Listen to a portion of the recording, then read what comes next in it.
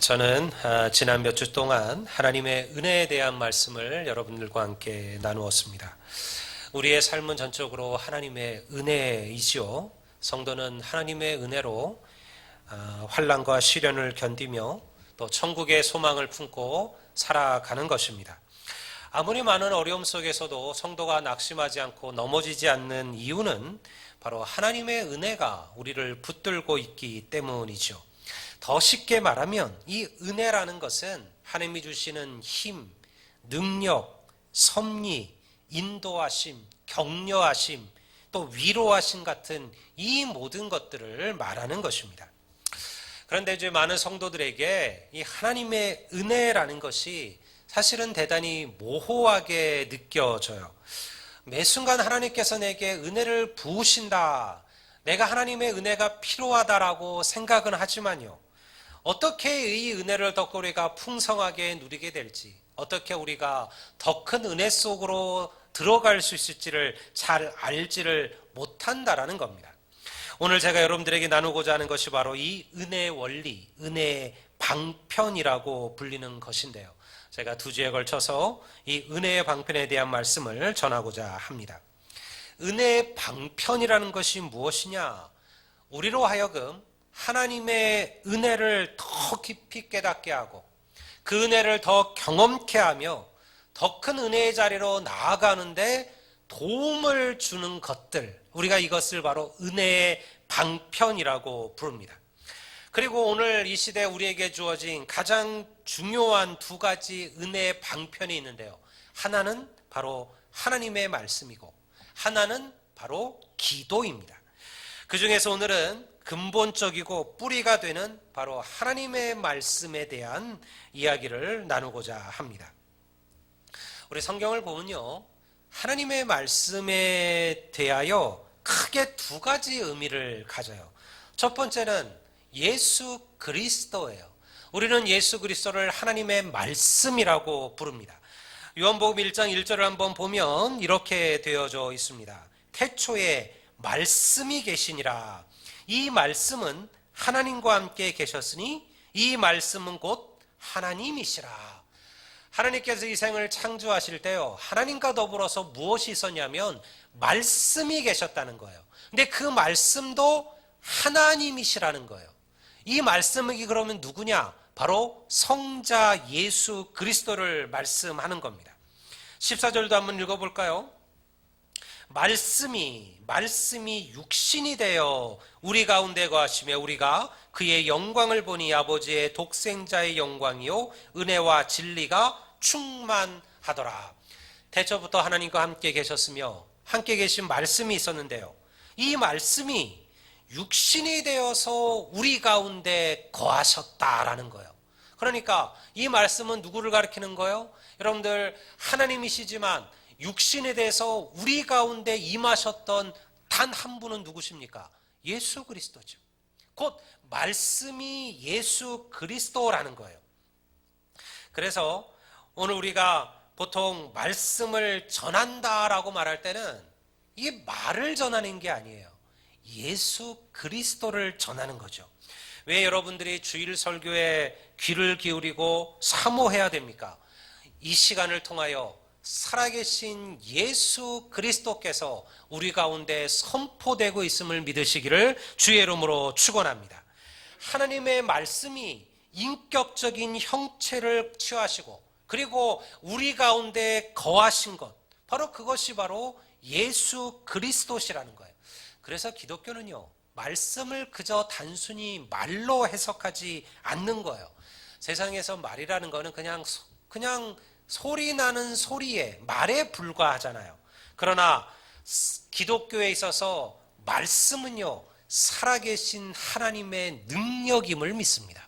그래서 우리는 말씀으로 여러분들 사단을 쫓고, 우리는 말씀으로 능력을 행하고, 우리는 말씀으로 위대한 승리를 체험하는 거예요. 왜냐하면 그 말씀에 예수 그리스도의 능력이 함께 있기 때문에 그런 거죠. 하나님은 말씀으로 세상을 창조하셨으며 오늘도 하나님은 당신의 말씀을 통해 이 세상을 운행하고 계신 거예요. 그리고 그 하나님의 말씀이 책으로 기록되어져 우리에게 전하여진 것, 우리가 이것을 뭐라고 부르는 거예요? 성경이라고 부르는 거예요. 이게 바로 두 번째 하나님의 말씀이에요.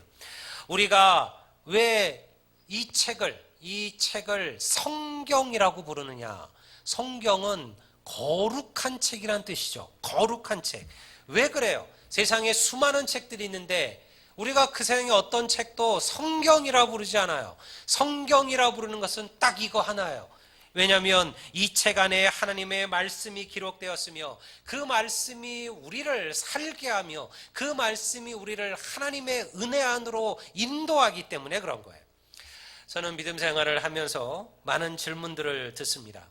목사님, 저는 너무 믿음이 자라지 않습니다. 아마 제가 가장 많이 들었던 질문 중에 하나는 그런 것 같아요. 본인도 답답해요. 예수도 믿고 주일이면 교회도 오고 그리고 헌금도 하고 그리고 자기도 한번 노력하려고 하는데요. 믿음이 자라질 않는 거예요. 하나님의 은혜가 절절히 느껴지지 않는 거죠. 은혜 충만하지를 못한 거예요. 교회를 가도 기쁨과 즐거움이 없는 거죠. 말씀을 보아도 그것이 와닿지가 않고 믿어지지가 않는 거예요. 어떻게 해야 될까요? 우리가 읽은 오늘 본문 디모데후서 3장 15절 말씀을 한번 보겠습니다. 여러분들 마스크를 쓰시면 조금 소리 내기가 어렵지만요. 그래도 한번 이 구절은 중요한 구절이니까 우리 한번 다 같이 한번 읽어볼까요? 다 같이. 또 어려서부터 성경을 알았나니 성경은 능히 너로 하여금 그리스도 예수 안에 있는 믿음으로 말미암아 구원에 이르게 하는 지혜가 있게 하느니라. 성도를 믿음으로 세우고 구원으로 인도하는 지혜가 무엇이냐? 하나님의 말씀이라는 거예요. 주의 말씀이 우리를 세운다는 거죠. 그리고 우리로 하여금 구원에 이르게 한다는 거예요. 디모데서는 바울이 그의 동역자이자 에베소의 목회자였던 디모데에게 보낸 편지입니다. 디모데와 바울의 나이 차이는 대단히 많았어요. 바울에게 디모데는 아들뻘에 불과한 그러한 젊은 사역자였습니다. 그럼에도 바울은 디모데를 뭐라고 불러요? 나의 영적인 아들이고 나의 가장 좋은 동역자라 이렇게 불렀던 것이 바로 디모데였어요. 어떻게 디모데는요, 그 엄격한 바울에게, 바울이 어떤 사람입니까? 제가 몇 주 전에 설교할 때 패자부활절 설교를 했잖아요. 여러분, 그때 바울이 누구 때문에 바나바와 싸우고 둘로 갈라졌습니까? 마가잖아요. 마가를 데리고 가냐 마냐 하나 때문에 바나바는 데리고 가자. 근데 바울은 하나님의 일을 중간에 포기한 자와 내가 함께 일할 수 없다. 그렇게 얘기했던 인물이 바울이었어요. 근데 그 바울이 오늘 디모데를 칭찬하고 격려해요.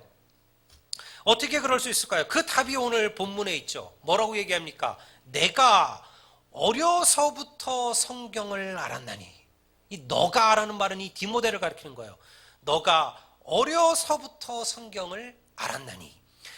디모데의 할머니와 디모데의 어머니는 우리 기독교의 이 바울의 선교에 있어서 중요한 인물입니다. 그의 어머니는요, 경건했던 로이스였고요. 할머니는. 그리고 그의 어머니는 유니게였어요. 할머니 로이스와 어머니 유니게로부터 디모데는요, 하나님의 말씀을 배웠어요. 어렸을 때부터. 그리고 그 말씀이 디모데를 위대한 믿음으로 세운 거죠. 믿음은 절대 그냥 성장하는 법은 없어요. 하나님의 말씀을 가까이 하고 그 말씀을 듣고 그 말씀을 읽고 그 말씀을 묵상하고 그 말씀을 배울 때 성도는 영적으로 성장의 강을 믿으시기를 주의 이름으로 축원합니다. 그러니요, 이 질문을 돌아가 보셔야 돼요. 오늘 여러분들의 믿음이 흔들리고 있으신가요? 신앙의 성장이 없어져서 낭망이 되신가요? 교회를 나와도 은혜 충만하지 못하신가요? 뭐가 문제일까요? 먼저 여러분들의 말씀을 점검해 보셔야 돼요. 내가 오늘 말씀의 삶을 살아가는가? 내가 매주간 주의 말씀을 묵상하며 있는가? 여러분의 입술에 하나님의 말씀이 계신가요? 여러분들 여호수아의 말씀처럼 그 말씀을 주야로 묵상하고 계신가요? 여러분, 그렇다면요, 절대 우리가 은혜 충만하지 않을 수가 없는 거예요. 성경 읽기는, 성경을 배우는 것, 성경을 듣는 것은 참 중요한 일이지만 그러나 사람들이 가장 소홀히 여기는 것 가운데 하나이기도 합니다. 제가 새벽 기도를 끝나면 그때 제 방에 들어가서 여러분들이 연말에 내신 기도 제목 카드를 가지고 기도를 해요. 본당은 이제 불을 밑에는 깜깜하게 껐으니까 뭐 제가 그 기도 제목을 다 외울 수가 없잖아요. 그래서 제 방에서 하루에 몇 분씩 기도 제목을 쭉 읽으면서 그리고 기도를 합니다. 제가 이제 전체 기도 제목을 쭉 읽어보니까요, 참 고마운 것은 뭐냐면 많은 이들의 기도 제목의 첫 번째, 두 번째 항상 무엇이 있냐면 올해는 내 믿음이 더욱더 강건해지기를, 내 하나님을 더 깊이 알아가기를, 내가 더 예배를 사모하기를, 내가 정말 주의 말씀을 배우는 일에 힘쓰기를, 어떤 일의 기도의 제목이나 자기의 믿음의 영적 성숙에 대한 기도의 제목들을 다 써놨어요. 그러니까 사실은 성도들은 다 그런 갈망은 있어요. 내가 정말 주를 위하여 더 뜨겁고 더 간절하고 더 열정적이고 그리고 정말 하나님을 정말 생생하게 살아 만나는 그런 믿음의 즐거움, 그런 은혜 속에 나도 빠져보기를 그렇게 누구나 기도한다는 거죠. 이런 또 많은 성도들은요, 성경을 일독하기에 대한 기도 제목을 써놓으신 분들도 많으셔요. 아니신가요? 벌써 끝나셨나요? 포기하셨나요? 시작을 했는데 벌써 끝나셨나요? 사실은 많은 이들이 이 성경의 두께를 보고 겁을 먹어요. 요즘은 웬만한 소설도 여러분들 이렇게 얇은 소설이 요즘은 대세잖아요. 근데 이렇게 두꺼운 책을 내가 어느 세월에, 하지만요, 그거 여러분들 그건 그렇지 않아요. 실제로 이 두꺼운 성경에서 3분의 1은 찬송가예요. 그러니까 그거 빼고 나머지 이제 성경을 읽으셔야 되는데 생각보다 그렇게 두꺼운 게 아니죠. 여러분, 우리가 보통 말하기를요, 하루에 3장, 주말에 5장을 읽으면 1년에 1독을 하실 수가 있습니다. 만약 우리가 쉼이 없이 성경을 읽는다면요, 약 70시간 정도면 성경을 전체적으로 한 번을 읽어낼 수가 있습니다. 만약 우리가 매일 시청하는 텔레비전이나 스마트폰에 쓰는 시간을 성경 읽기에 쓰신다면요, 4주 만에 누구든지 성경을 완독하실 수 있다라는 거예요. 그런데 우리는 1년의 대부분은 단 한 번 성경을 읽어보지 못하고 1년을 지나가요. 그렇게 1년만 지나가면 다행이게요. 그렇게 1년 지나고 그 다음에도 1년 지나고 그 다음에도 1년 지나고요. 10년이 돼도 여러분 성경을 창세기부터 요한계시록까지 다 읽어봤다라고 얘기하는 성도들을 찾아보기가 생각보다 쉽지가 않다라는 거죠. 여러분, 그러니 우리가 아까 말한 질문에 대한 답이 되지 않았습니까? 왜 우리가 믿음이 성장하지 않습니까? 왜 은혜 충만하지 않습니까? 왜 하나님의 말씀 속에 내가 살아가지 못하나요? 내가 정말 기쁨과 즐거움으로 예배하지 못하나요? 내 안에 하나님의 말씀이 없기 때문에 그래요. 그 말씀을 사모함이 없는 거죠. 누구나 믿음을 처음 시작할 때는 말씀에 대한 관심을 가져요. 설교를 들으며 이해하지 않는 부분에 대해서 성경이 어떻게 이야기하는지 알고 싶어 합니다. 제가 믿음을 처음 시작할 때, 그리고 군에 있을 때 제가 우리 젊은이들에게 가장 많이 받았던 질문은요, 이야기는 뭐냐면, 목사님, 제가 성경을 읽다가 이런 구절을 읽었는데 이게 무슨 뜻인지를 모르겠습니다 라는 질문들이었어요. 지금도 성도들 가운데는 그러한 전화를, 그러한 문자를 하시는 분들이 있어요. 이게 무슨 말인지를 모르겠습니다. 성경 읽었는데 이게 무슨 말인지를 모르겠습니다. 어떤 시대 혹은 어떤 지역에 살아가는 성도들에게는요, 여전히 성경은 생명과도 같아요. 한 권의 성경을 얻기 위하여 누구는 목숨을 걸어야 되기도 합니다. 그리고 하나님의 말씀을 들려주기 위해서 어떤 선교사들은요, 평생을 바쳐서 그 부족의 말로 하나님의 말씀을 번역하는 선교의 일을 해요. 우리가 그들을 위클리프 선교사라고 불러요. 그들은 아마존 혹은 여러분들 중국의 그런 수많은 소수 부족들, 그들 가운데 들어가서요, 그들의 말로 성경을 번역해요. 근데 그것이 최소한 20년, 30년, 40년이 걸리는 그러한 사역들이에요. 누구는 그 일을 하는 거죠. 왜 그럴까요? 여러분, 그들은 알기 때문에 그렇습니다. 성경이야말로 생명의 말씀이요, 성경이야말로 능력의 말씀이요. 우리가 성경을 할 때 여러분 그 성경이 우리들을 구원의 길로 인도하는 것을 그들이 알고 있기 때문에 그렇습니다. 우리가 17절 오늘 말씀을 한번 다시 볼까요? 뭐라고 기록합니까? 이는 하나님의 말씀을 말하는 거. 이는 사람이 아니라 하나님의 말씀은 하나님의 사람으로 온전하게 하며 모든 선한 일을 행할 능력을 갖추려 함이니라. 하나님의 말씀이 어떻다고요? 사람으로 온전케 한다. 우리를 온전케 하는 것은요, 다른 게 아니에요. 하나님의 말씀이 사람을 온전하게 만드는 거예요. 오늘 교회가 왜 어려움을 겪습니까? 왜 성도들이 빛과 소금처럼 살아가지 못할까요? 왜 주의 말씀처럼 하나님을 대적하는 세상의 모든 견고한 진들을 무너뜨리고, 그리고 여러분들 하나님의 군사로 위대한 삶을 살아가지 못할까요? 왜 매일같이 낭망하고 쓰러지고 여러분들 무기력한 갓난아이처럼 되어버렸을까요? 우리가 하나님의 말씀을 잃어버린 거예요. 하나님의 말씀이 무엇입니까? 성경은 뭐라고 얘기합니까? 너희들이 하나님의 검, 말씀의 검을 들으라고 하잖아요. 여러분, 우리가 사단을 맞서 싸우는 우리의 무기는 무엇이에요? 다른 게 아니에요. 하나님의 말씀임을 여러분 믿으시기를 바랍니다. 성도가 주의 말씀을 들지 못하면요, 절대 세상과 이길 수가 없는 거예요. 사단과 맞서 싸울 수가 없는 거예요. 그래서 바울은요, 하나님의 전신갑주를 얘기하면서 바로 너희들이 하나님의 말씀, 말씀의 검을 들어라, 그것으로 적을 물리치라, 그렇게 이야기하는 거죠. 오늘 우리가 말씀을 제대로 알지 못하기 때문에 그렇습니다. 하나님의 말씀을 읽으며 자신의 가슴을 치고 통회하는 성도가 없어서죠. 주의 말씀을 읽으며 나를 향한 하나님의 이 놀라운 사랑을 깨닫고 그 사랑을 세상에 전하고자 하는 열망을 우리가 잃어버렸기 때문에 그런 거예요. 성도를 온전케 하며 선하게 만드는 능력은 다른 데서 오는 게 아니에요. 바로 하나님의 말씀으로부터 시작되는 거예요. 제가 어렸을 때에도 성경을 가지는 것은 쉬운 일이 아니었어요. 왜냐하면 그때도 성경은 꽤 비쌌어요. 이상하게 성경이 싸지가 않아요. 지금도 기독교 서점에 가면 성경 한 권을 사려면 이 정도 사이즈를 사려면 최소한 3만 원 이상, 4만 원 돈, 좋은 거는 사실은 5만 원까지 성경이 비싸요. 근데 이 성경이 저희들 어렸을 때도 사실은 비쌌어요. 그래서 사실 저도 중학교 2학년이 될 때까지 제 개인 성경이 없었어요. 제가 가진 성경은 그 성서 기도원에서 나온 우리 신약하고 시편 합본으로 되어 있는 이 조그만 단편 성경, 그게 제 성경이었는데요. 제가 중학교 2학년 때 세례를 받고 나서 처음으로 성경을 선물로 받게 되었어요. 지금처럼 이렇게 멋지고 아름다운 성경도 아니에요.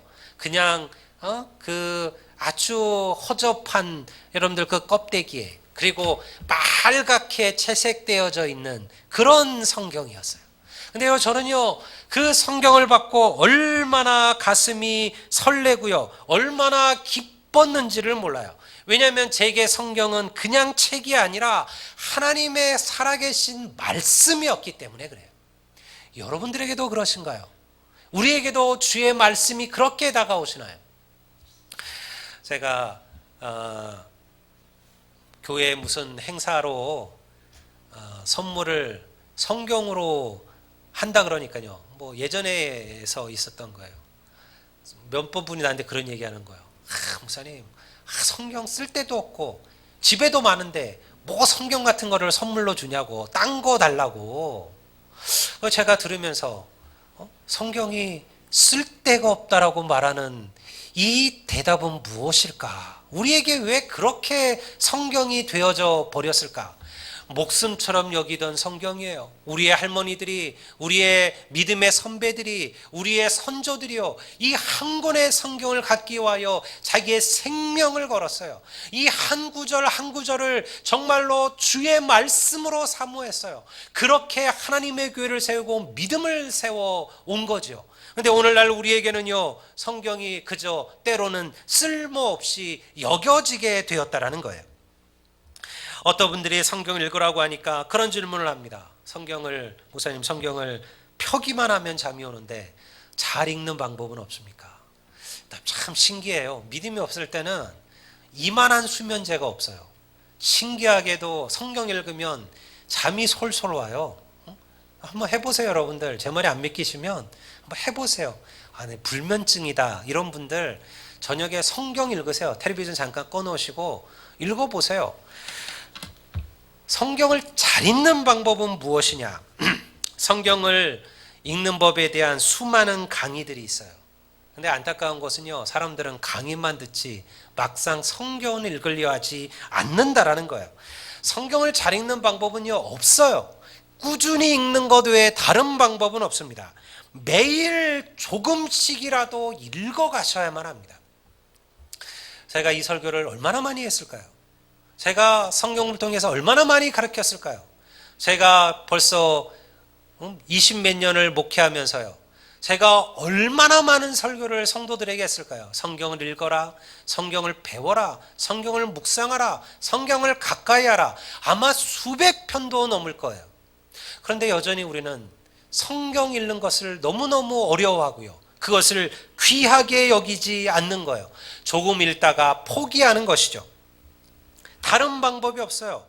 꾸준히 읽는 거예요. 조금이라도 시작하시는 겁니다. 놀라운 사실은요, 읽어가다 보면 여러분들 살아계신 하나님의 말씀이 우리의 마음과 우리의 심령을 치고 있음을 여러분들도 깨닫게 되실 줄로 믿습니다. 스키를 잘 타는 법은요, 간단합니다. 넘어지지 않고 스키 타려면요, 스키는 배울 수가 없어요.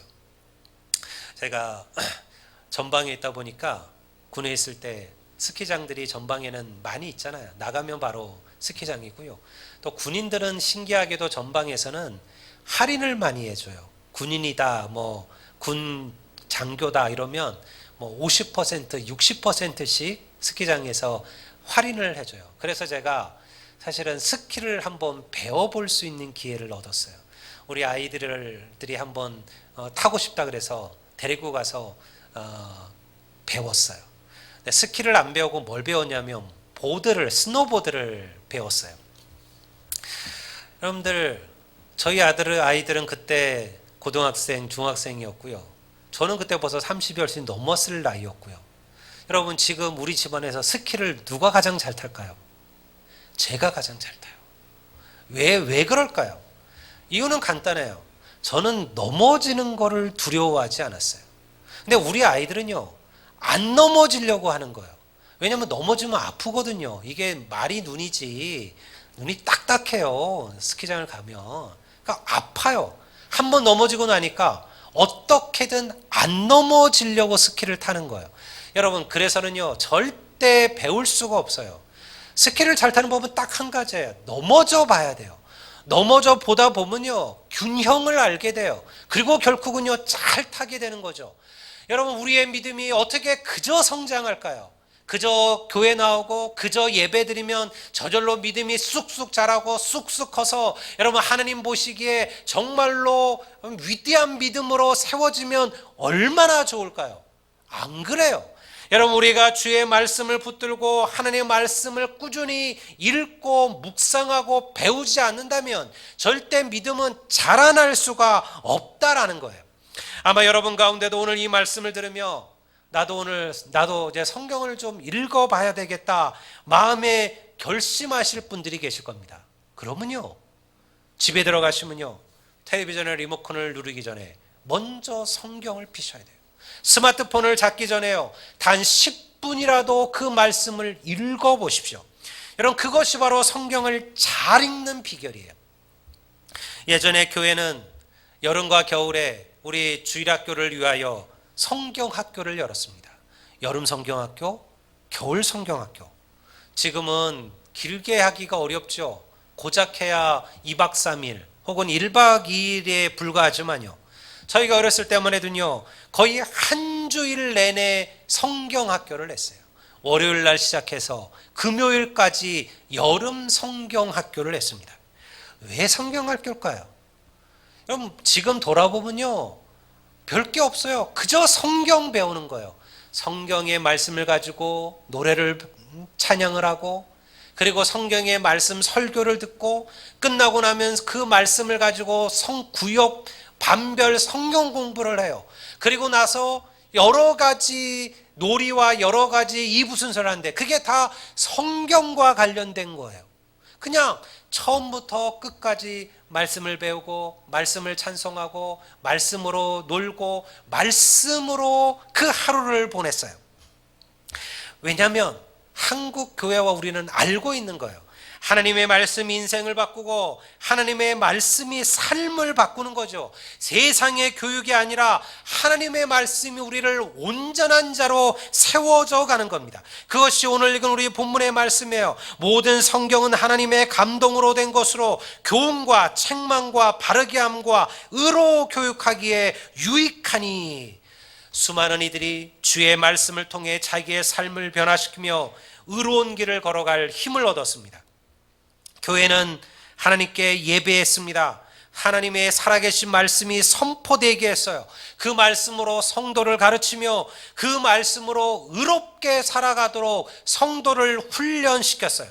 성도는 그렇게 들은 주의 말씀을 가지고 세상에 나아가 말씀대로 행함으로 하나님의 영광을 드러내는 바로 그런 주의 자녀들이 되었습니다. 사람을 바꾸는 것은 세상의 교육이 아니에요. 세상의 학교보다 그래서 교회 교육이 중요한 거죠. 인류대학을 나온 사람들이 석사와 박사가 세상을 바꾸는 게 아닙니다. 우리의 다음 세대들, 우리의 주일학교가, 우리의 중고등부가 하나님의 말씀으로 그들의 마음을 채우고 주의 말씀으로 그들이 양육받게 되었을 때, 여러분, 그들이 나라와 민족을 바꾸는 위대한 하나님의 사람들로 세워지게 됨을 여러분 믿으시기를 주의 이름으로 축원합니다. 그러니까요, 기도해 주십시오. 항상 우리 주일학교를 위해, 중고등부를 위해, 청년대학부를 위해, 우리 교육 전사님들을 위해서, 그리고 교사들을 위해서 기도해 주셔야 돼요. 여러분, 그들이 하나님의 말씀 앞에 든든히 세워질 수 있도록. 사랑하는 존귀한 사람들, 우리 아들랭교회 성도 여러분, 여러분 주님의 말씀 앞에 여러분의 귀를 기울이십시오. 말씀 한 구절 한 구절에 아멘으로 화답하시기를 바랍니다. 그 말씀이 우리의 굳어진 심령을 녹이고, 그리고 주님을 갈망하는 성도로 우리를 세워주시기를 여러분들 고대하시고 소망하셔야 돼요. 우리에게 이미 하나님의 말씀이 주어졌습니다. 설령 우리가 환상을 보지 못하고요, 모두가 다 환상을 볼까요? 모두가 다 방언을 하나요? 모두가 다 치유와 신유의 기적을, 은사를 받은 건가요? 그렇지 않아요. 우리가 환상이 없고, 우리가 특별한 꿈을 꾸지 못하고, 우리가 방언이나 치유의 은사를 가지지 못했다 할지라도 전혀 상관이 없어요.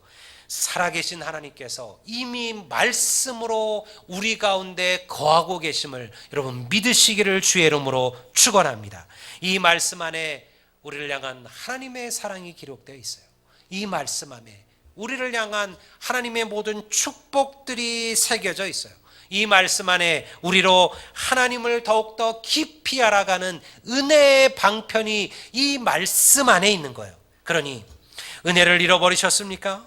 하나님의 은혜가 무엇인지를 제대로 알고 계시지 못하신가요?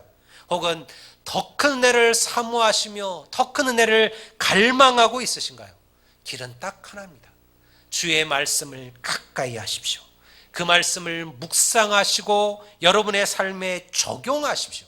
여러분, 그때 살아계신 하나님의 말씀이 여러분들을 풍성한 은혜 속으로 인도하시며 우리가 하나님의 은혜로 사는 것이 무엇인지를, 주의 은혜가 얼마나 놀랍고 특별한지를 우리로 하여금 더 깊이 깨닫게 하실 겁니다. 오늘 이 주의 말씀의 은혜가, 주의 말씀의 사모함이 우리 모든 성도 가운데 임하게 되시기를 우리 주의 이름으로 축복합니다.